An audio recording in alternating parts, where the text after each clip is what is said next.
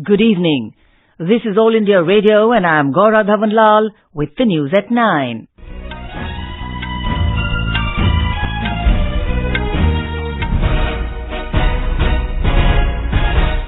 The headlines. Prime Minister Narendra Modi is delivering the keynote address at Saudi Arabia's Future Investment Initiative Forum in Riyadh. Prime Minister Narendra Modi meets Saudi King Salman bin Abdulaziz Al Saud in Riyadh today. Both leaders condemn terrorism in all its forms and manifestations.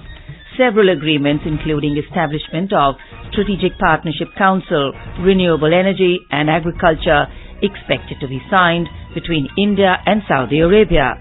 Justice Sharad Arvind Bobde appointed new Chief Justice of India. UK's opposition Labour Party agrees to support Prime Minister Boris Johnson's proposal for general election in December. And in boxing, Shiva Thapa reaches semifinals of Olympic test event in Tokyo. Prime Minister Narendra Modi has said that India has set a target of doubling its economy to $5 trillion in the next 5 years. He said Indian startups have started investing at a global scale and it has become the world's third largest startup ecosystem. Let's go live to listen to the Prime Minister's address at Saudi Arabia's Future Investment Initiative Forum in Riyadh. वसुधैव कुटुंबकम, नए भारत में शक्ति नई होगी, लेकिन उसके चिंतन में वही सनातन आत्मा झलकेगी. हमारा विकास विश्व में विश्वास पैदा करेगा. हमारी प्रगति परस्पर प्रेम बढ़ाएगी. विश्व कल्याण के इस सफर में भारत के साथ पार्टनरशिप करने के लिए मैं आपको, पूरे विश्व के बिजनेस को आमंत्रित करता हूं. मैं और मेरी टीम सदैव आपकी सहायता के लिए तत्पर है. आपने मुझे कुछ विचार साझा करने का अवसर दिया और मुझे ध्यानपूर्वक सुना. इसके लिए मैं आप सबका बहुत बहुत धन्यवाद करता हूं. India and Saudi Arabia have condemned terrorism in all forms.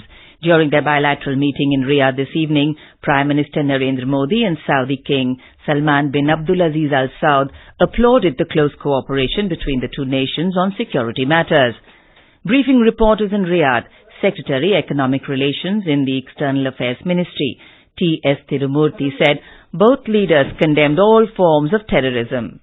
Both leaders condemned terrorism in all its forms and manifestations and appreciated the close cooperation on security matters between the two countries. His Majesty commended the contribution of nearly 3 million strong Indian community to the progress and development of Saudi Arabia. Mr. Tirumurti also said that during the meeting, the King lauded India's achievements in various fields, saying the country has earned respect across the world. The two leaders expressed satisfaction on bilateral relations, saying that the India-Saudi Arabia Strategic Partnership Council will further strengthen the partnership in all areas, including defense, politics and people-to-people contact. Both leaders agreed that this high-level mechanism will strengthen partnership in all areas, including political, defense and security, culture and people-to-people contacts, trade and investments, etc. Prime Minister thanked His Majesty in enhancing energy cooperation as well as ensuring regular supply of crude to India, including in the aftermath of the attacks on Aramco installations. The Saudi King also congratulated Prime Minister Modi on his consecutive election victory. Mr. Tirumurti informed that several agreements will be signed between the two countries after delegation-level talks tonight. He said the areas in which pacts will be inked include defense, industrial collaboration, security cooperation, civil aviation, renewable energy, agriculture and medical products. Earlier in the day, Prime Minister Narendra Modi met King Abdullah II of Jordan at Riyadh in Saudi Arabia. Both leaders exchanged views on working closely together to strengthen bilateral ties across sectors, particularly in trade and investment, human resource development and people-to-people ties. In Maharashtra, the tussle between the BJP and Shiva Sena over talks on forming the next government is still on. While the Shiva Sena is adamant on an equal power-sharing demand, the BJP and allies, like the Republican Party of India, are not coming out with clear support for the same. Meanwhile, the BJP will elect the leader of its legislature party in Mumbai tomorrow. More in this report. Hours after Maharashtra Chief Minister Devendra Fadnavis today denied that Shiv Sena was assured post of the CM for 2.5 years as part of a power-sharing formula, Uddhav Thackeray today cancelled his party's meeting with the BJP leaders on formation of the next government. The meeting was to take place this evening and senior leaders of both the parties was to attend the meeting. The Shiv Sena had demanded a written assurance from the BJP for implementing equal formula for sharing of power before holding talks on alliance government in the state. Nivedita Bhorkar with Kunal Shinde, AIR News, Mumbai. A delegation of 23 members of parliament from different European countries arrived on a 2-day visit in Srinagar today. The delegation comprises members of the European Parliament, MEPs, from Italy, Britain, France, Germany and Poland. The delegation is the first international group to visit Kashmir after the scrapping of J&K's special status under Article 370 and bifurcation of the state into 2 union territories through a presidential order following the passage of the J&K Reorganization Act in Parliament. After arrival in Srinagar, the delegation visited Army's 15 Corps headquarters at Badamibagh Cantonment in Srinagar, where the members were briefed about the overall security situation, including militancy and status of infiltration along line of control in Jammu and Kashmir. The delegation met students, women, traders, fruit growers, besides panches and sarpanchs. Later, the delegation had a shikara ride in Srinagar, Dal Lake. During the 2-day visit, the foreign delegation will have an opportunity to get first-hand account of the overall situation in Kashmir region. Tariq Khatir, AIR News, Srinagar. Vice President M. Venkaiah Naidu unveiled a 15-point reform charter as the basis for a new political normal to enable effective functioning of Parliament and state legislatures. Mr. Naidu dwelt at length on the present pitfalls of parliamentary democracy while delivering the first Arun Jaitley Memorial Lecture on strengthening of parliamentary institutions in the country at Delhi University today.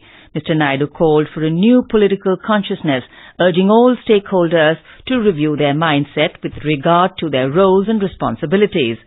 Expressing concern over poor attendance in legislatures and the quality of debates, the Vice President urged political parties to ensure attendance of at least 50% of their legislators all through the proceedings of the Houses by adopting a roster system. This is All India Radio giving you the news. For quick news updates, visit our News on Air app and follow us on Twitter @AIR News Alerts.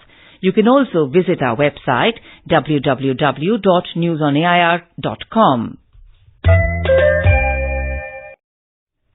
Justice Sharad Arvind Bobde has been appointed as the 47th Chief Justice of India. He will take oath on the 18th of next month.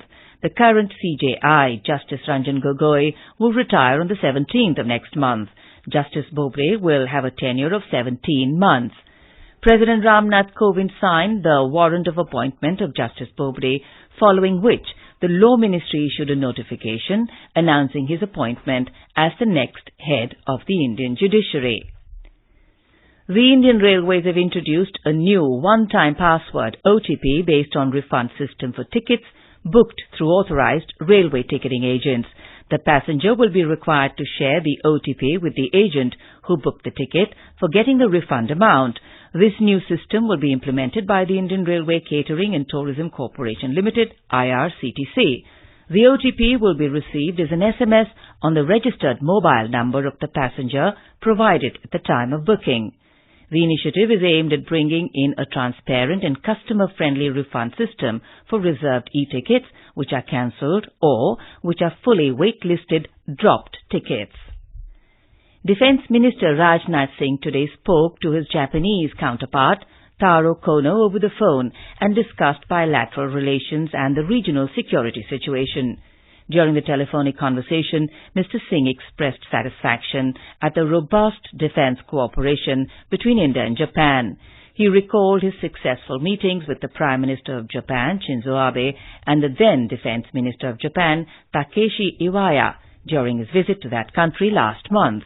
Mr. Singh said he also looks forward to meeting the Japanese Defense Minister during the forthcoming ASEAN Defense Ministers Plus meeting in Bangkok in November this year. The 9th edition of the Bangladesh-India Friendship Dialogue will be held at Cox's Bazar in Bangladesh from the 1st of November. The 2-day dialogue will cover a wide range of issues like trade and investment, connectivity, technology, energy, regional security, extremism and sustainable development, among others. The dialogue aims to draw from learning and experiences in these sectors between India and Bangladesh. In Sri Lanka, political parties have agreed to a proposal by the Elections Commission to extend the voting period of the upcoming presidential election by an hour. Accordingly, polling will be held from 7 a.m. to 5 p.m. on the 16th of next month to elect a new president, and a gazette will be issued tonight. The decision was reached during a meeting held between officials of the Elections Commission and representatives of political parties. British Prime Minister Boris Johnson is expected to make a fourth bid to force an early general election on 12th of December by tabling another bill in Parliament today. Earlier, a similar attempt was rejected by MPs following the European Union's further extension to the Brexit deadline until January 31st. With his pledge to leave the EU by the October 31st deadline now dead, Johnson has set his hopes for getting his snap poll bill through the Commons threshold. His latest attempt may just succeed after the opposition Labour Party said it would back an early election in December. Time now for our Ek Bharat, Shreshtha Bharat segment, under which we bring out stories from different parts of the country on the contribution of the Iron Man of India, Sardar Patel, and his role in national unity and integrity. Ek Bharat, Shreshtha Bharat. Ek Bharat, Shreshtha Bharat was launched by Prime Minister Narendra Modi on 31st October 2015 on the occasion of the 140th birth anniversary of Sardar Vallabhbhai Patel. Today we bring you a story from Nagaland on the preparations for the Run for Unity. Prime Minister Narendra Modi's idea of a sustained and structured cultural connection between citizens of different regions of the country through Ek Bharat, Shreshtha Bharat has seen a positive impact between the state of Nagaland and Madhya Pradesh. Ms. Vetananda Demo, the liaison officer for Ek Bharat, Shreshtha Bharat, shared on the various activities. With the MOU signed between the two states, a team of government officials of Madhya Pradesh visited Nagaland, during which a joint consultative meeting was held with Nagaland state officials and deliberated on the proposed action plan and finalization for joint implementation. Ek Bharat, Shreshtha Bharat has enabled the celebration of unity in diversity and have promoted the spirit of national integration in showcasing the richness of traditional heritage and culture. Apunyo from Kohima. Talking to our correspondent Amandeep in Ahmedabad, former in charge of the Sardar Patel National Memorial, Prabhakar Khamar said, Sardar Patel अकेले ऐसे आदमी है जो खेडूत परिवार में से आता था। इनकी आर्थिक परिस्थिति अच्छी नहीं थी, अपने आप से बैरिस्टर हुआ। एक ही व्यक्ति है कि जो सामान्य परिवार में से आके नायब वड़ा प्रधान तक पहुंची है। एक भारत, श्रेष्ठ Bharat. Four-time Asian medalist Shiva Thapa, 63 kilograms, secured himself a medal at the Olympic test event for boxing in Tokyo by winning his quarter-final bout today. And now, before we close, the headlines once again. Prime Minister Narendra Modi says India has set a target of doubling its economy to $5 trillion in the next 5 years. Prime Minister meets Saudi King Salman bin Abdulaziz Al Saud in Riyadh today. Both leaders condemn terrorism in all its forms and manifestations. Several agreements, including establishment of Strategic Partnership Council, renewable energy and agriculture, are expected to be signed between India and Saudi Arabia. Justice Sharad Arvind Bobde appointed new Chief Justice of India. UK's opposition Labour Party agrees to support Prime Minister Boris Johnson's proposal for general elections in December. And in boxing, Shiva Thapa reaches semi-finals in Olympic test event in Tokyo. And that is all in the news at 9. Good night.